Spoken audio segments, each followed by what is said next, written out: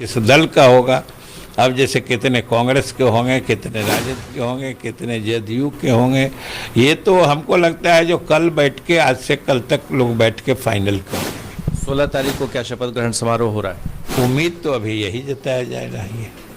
आप भी शपथ ले रहे हैं? ये हमें मालूम नहीं। हमें ये मालूम नहीं कि मंत्री पद की शपथ लेंगे भी या नहीं। ये बयान है विजय कुमार चौधरी, बिहार के पूर्व शिक्षा मंत्री मिठाई वाले बाबा का।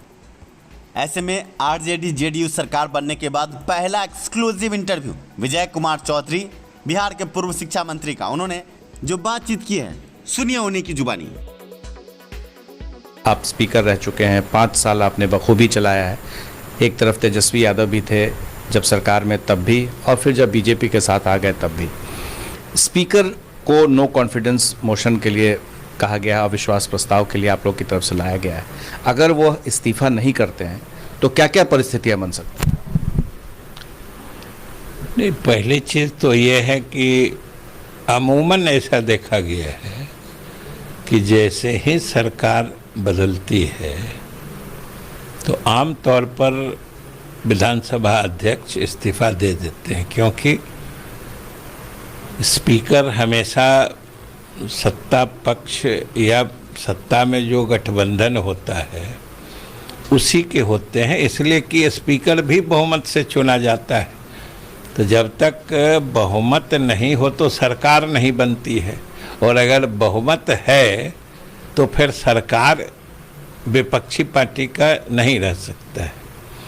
अभी की जो स्थिति है, अभी भी हालांकि सामान्य परंपरा में, या सब लोग मानते हैं, कई लोगों का हमने देखा भी है कि सामान्य परंपरा के हिसाब से अगर इस विधानसभा अध्यक्ष पद का त्याग कर देते तो ये बेहतर होता, क्योंकि अभी जो सूचना है उस हिसाब से उनको, अध्यक्ष को अपने पद से हटाने का नोटिस ये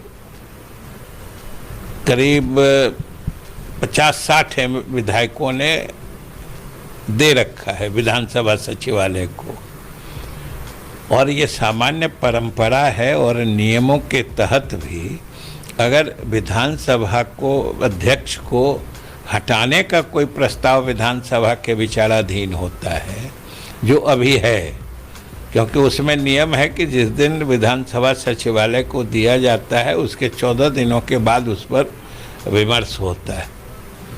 तो 14 दिन पूरे हो रहे हैं, और नियमानुसार भी और परंपरा के हिसाब से भी 24 तारीख को सदन जब बैठेगा तो सबसे पहले स्पीकर को हटाने वाले प्रस्ताव पर विमर्श करेगा। तो ये समय में चेयर कौन करेगा? विधानसभा के अध्यक्ष के कुर्सी पर कौन बैठेगा? ये भी नियम है कि अगर स्पीकर को हटाने का प्रस्ताव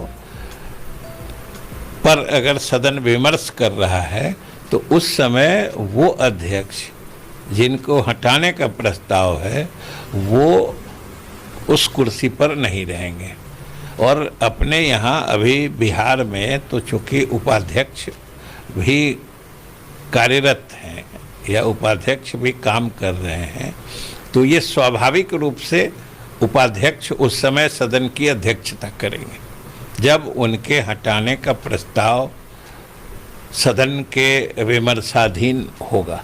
आपको नहीं लगता है कि अगर वो चेयर करें विधानसभा अध्यक्ष के तौर पर भी, तो स्पीकर को के खिलाफ किसी तरह की कार्रवाई, क्योंकि असमंजस वाली स्थिति हो जाएगी, कुर्सी को लेकर झगड़ा होगा, उपाध्यक्ष बैठेगा, तो ऐसे में क्या सचिव जो विधानसभा के होते हैं उनको कोई आदेश जारी करना होगा या उनकी तरफ से कोई पहल होगी? नहीं, वो तो आखिर नियम को लागू करना तो सचिव की ही जिम्मेदारी है, और हम लोग तो आश्वस्त हैं। जो सचिव परामर्श देंगे और जो नियमतः जिनको अध्यक्षता करनी है वही करेंगे, ऐसा नहीं करना चाहिए। अब ये तो संवैधानिक व्यवस्था या परंपरा से बिल्कुल अलग चीज़ हो जाएगी ना। हमको नहीं बैठना है, हम जाके बैठेंगे, ये तो नहीं होता है, और मेरे ख्याल से होना भी नहीं चाहिए और होगा भी नहीं। तो क्या अगर वो नहीं हटते हैं तो फिर उस पर वोटिंग होगी, या फिर अगर नीचे भी बैठते हैं, अगर अध्यक्ष सीट पर नहीं बैठते हैं तो क्या पहले वोटिंग होगी या फिर उस प्रस्ताव पर कोई बहस होगी?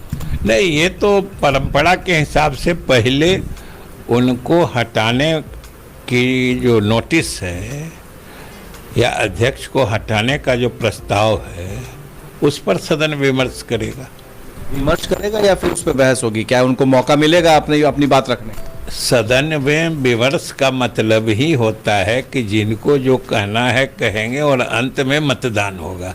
विमर्श का मतलब ही यही होता है। तो कहीं ऐसा तो नहीं कि बीजेपी ये चाहती है कि अविश्वास प्रस्ताव के बहाने सदन में चर्चा हो, बहस हो और उसके बाद फिर वो वोटिंग के पहले इस्तीफा दे? कई बार ऐसा हुआ है कि जो नेता को, अगर सदन के नेता को अगर बहुमत नहीं होता है तो प्रस्ताव के बाद वो इस्तीफा देते हैं। नहीं, अगर वो ऐसा करना चाहते हैं तो वो उनकी मर्जी है, लेकिन फिर तो सदन में जो प्रिजाइड करते हैं, सदन की जो अध्यक्षता करेंगे उस वक्त, ये सब कुछ उन पर निर्भर करता है।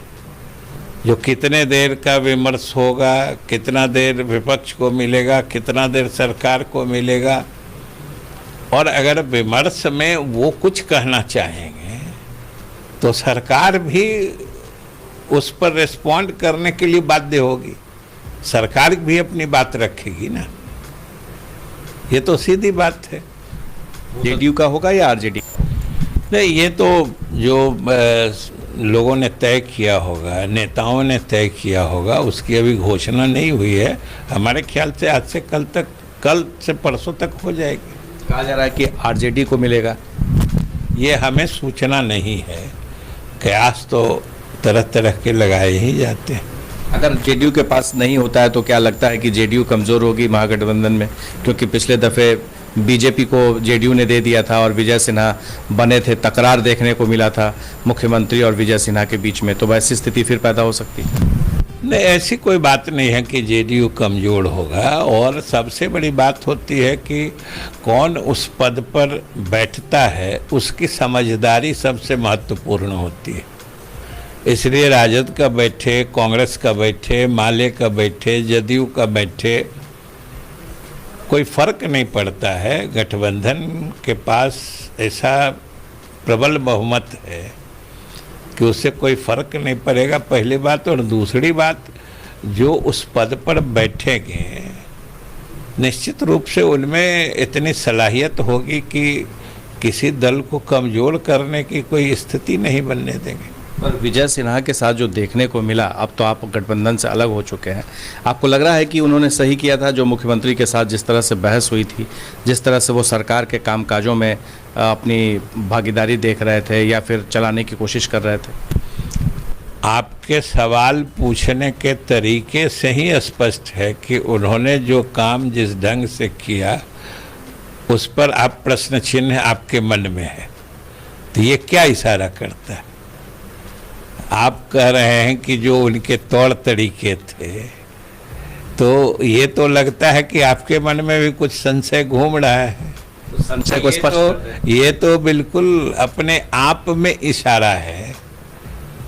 और जब आप इस बात से, मतलब आपके दिल में ऐसी बात लग रही है, तो स्वाभाविक रूप से उसमें कुछ सच्चाई होगी। ये नीतीश कुमार मुख्यमंत्री और जो गहमा गहमी, जिस तरह से गर्मा गर्मी हो रही थी, क्या आपको लगता है कि सदन की गरिमा को चोट पहुंची? देखिए, सदन की गरिमा को चोट की बात नहीं होती है। वही हमने कहा कि कौन किस कुर्सी पे बैठा है, उसकी समझदारी सबसे महत्वपूर्ण चीज़ होती है। या अगर ये नहीं रहते हैं, दूसरे जो भी आएंगे, सारी चीज़ें उनके समझदारी पर निर्भर करती हैं। उस दिन सदन में जो कुछ हुआ, ये बात सही है कि मुख्यमंत्री जी ने कुछ बातें रखी, लेकिन उन्होंने कोई भी ऐसी चीज़ नहीं कही जो नियम संगत नहीं था या विधानसभा की जो नियम प्रक्रिया या कार्य संचालन नियमावली है उसके अधीन नहीं था। अध्यक्ष जी जैसा कह रहे थे या जैसा कर रहे थे वो नियम संगत नहीं था। मुख्यमंत्री ने सिर्फ संवैधानिक और विधानसभा की जो नियमावली है, प्रक्रिया तथा कार्य संचालन नियमावली, वो उसके अधीन कर रहे थे। जैसी चीज़ों में अध्यक्ष के द्वारा अनावश्यक अवांछनीय हस्तक्षेप ये उचित नहीं है, यही मुख्यमंत्री जी कह रहे थे। तो क्या लगता है कि आपको कि ये भी एक बहुत बड़ी वजह थी टूट के पीछे, जो आपके और गठबंधन, क्योंकि गठबंधन धर्म का जो पालन होना चाहिए वो अध्यक्ष की कुर्सी से भी नहीं हो रहा था, वो दिख रहा था? नहीं, ये तो एक मतलब बहुत ही छोटी बात थी। बाकी तो चीज़ें पार्टी की तरफ से और मुख्यमंत्री जी के भी तरफ से कही गई हैं कि गठबंधन दोनों दलों के बीच जो आपसी समझदारी थी उसी में फर्क आ रहा था। जब चुनाव हुआ पिछला, उसी वक्त से जो स्थिति बनी थी या जो जिस ढंग से जदयू के साथ जो बर्ताव हो रहा था, उसके कारण संशय और एक तरह से मन में शिकायत का भाव बन रहा था। और धीरे धीरे जब महसूस हुआ कि नहीं, ये एक सुनियोजित कार्यक्रम के तहत जदयू को नीचा करने की साजिश चल रही है, तो लोग अलग हो गए। इसी में मेरा यही सवाल था कि छोटा ही सही, लेकिन क्या आपको लगता है कि ये भी एक वजह बनी कि आपके मुख्यमंत्री को छोटा करने की, छोटा दिखाने की विधानसभा के अंदर में कोशिश हुई कि आप तीसरे नंबर की पार्टी हैं? नहीं, ये हम नहीं मानते हैं कि ये सिर्फ एक तल्खी का कारण हो सकता है, लेकिन अध्यक्ष मुख्यमंत्री को क्या नीचा दिखा सकता है? ऐसा नहीं हो सकता। आने वाले समय में आप जो गठबंधन है उसका कैबिनेट का स्वरूप क्या होगा? क्या जो बीजेपी के पाले में, बीजेपी के खाते में जितने मंत्रालय हैं, जितने मंत्री हैं, वो क्या महागठबंधन में चले जाएंगे और आपके जितने भी रहेंगे वो आपके अभी जितने भी हैं वो रह जाएंगे? कचौड़ी भैया जी, आपकी राय लेनी थी। कौन? अभी तो क्या तय हुआ है ये तो कल के बाद स्पष्ट होगा, जब दोनों या क्या दो, अब तो 5 दल के नेता बैठ के तय करेंगे। ये भी सब लोग जान चुके हैं कि तीनों लेफ्ट पार्टी जो है, माले, सीपीआई, सीपीएम, उन लोगों ने फैसला कर लिया है कि हम लोग मंत्रिमंडल में नहीं जाएंगे। तो अब 3 पार्टियां बच गई, कांग्रेस है, राजद है, जदयू है। तो सामान्य रूप से जो महसूस किया जा रहा है या जो लगता है कि जो पुराने मतलब संख्या थी, लगभग उसी रूप में होना चाहिए। वैसे क्या होगा, क्या कितनी संख्या होगी, कितना किस दल का होगा, अब जैसे कितने कांग्रेस के होंगे, कितने राजद के होंगे, कितने जदयू के होंगे, ये तो हमको लगता है जो कल बैठ के, आज से कल तक लोग बैठ के फाइनल कर लेंगे। 16 तारीख को क्या शपथ ग्रहण समारोह हो रहा है? उम्मीद तो अभी यही जताया जा रहा है। आप भी शपथ ले रहे हैं? ये हमें मालूम नहीं। लोग 2015 में, आखिरी सवाल है, 2015 में जब सरकार बनी थी तो उस वक्त नीतीश कुमार को ये लगने लगा था 1-2 महीने के अंदर में ही कि ये ज़्यादा दिन सरकार नहीं चलेगी, और हुआ भी वही। 2017 में आप लोग आ गए, फिर 2020 में आपकी सरकार बनी, फिर शुरू से ही लगने लगा था, जैसा कि आप भी बता रहे हैं, कि कुछ ठीक नहीं चल रहा था शुरू से ही। तो ये जो महागठबंधन की सरकार बनी है, इसका डेडलाइन क्या देते हैं आप? कितने दिनों तक चलेगी? ये जो महागठबंधन की सरकार बनी है, और जैसा कि हमने कहा कि पिछले दिनों जो सरकारें थी और जो शुरू में ही महसूस हो जाता था, ये प्रसन्नता की बात है कि सरकार बने 5 दिन बीत चुके हैं, लेकिन अभी तक वैसा कोई महसूस नहीं हुआ।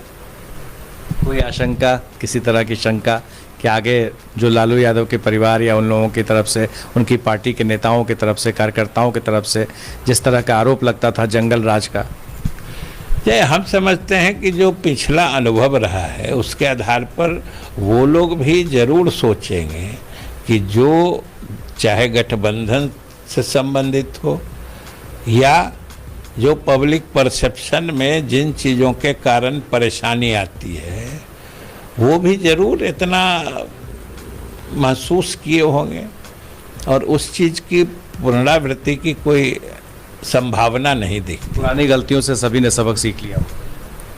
सभी सीखते हैं, कोई उसमें अपवाद थोड़े होता है। मुख्यमंत्री नीतीश कुमार को प्रधानमंत्री के तौर पे पद के उम्मीदवार के तौर पर प्रोजेक्ट किया जा रहा है। हमें तो ऐसा कभी नहीं लगा है। मुख्यमंत्री जी तो अभी अपना मुख्यमंत्री का शपथ लिए हैं 4 दिन पहले, अभी तो यहाँ मंत्रिमंडल भी विस्तार नहीं कर पाए हैं, तो प्रधानमंत्री पद पे कैसे कहाँ से आ गया जो प्रधानमंत्री पद के उम्मीदवार हो गए। और ये तो भविष्य बताएगा, भविष्य में राजनीति की दिशा क्या होगी उसके बारे में अभी कुछ भी कहना जल्दबाजी होगी, कुछ भी कहना। ये सर हमारे साथ विजय चौधरी जी बहुत सारी बातों की तरफ इशारों में कहा तो कुछ बातें साफ भी कर दी, आपने सुना।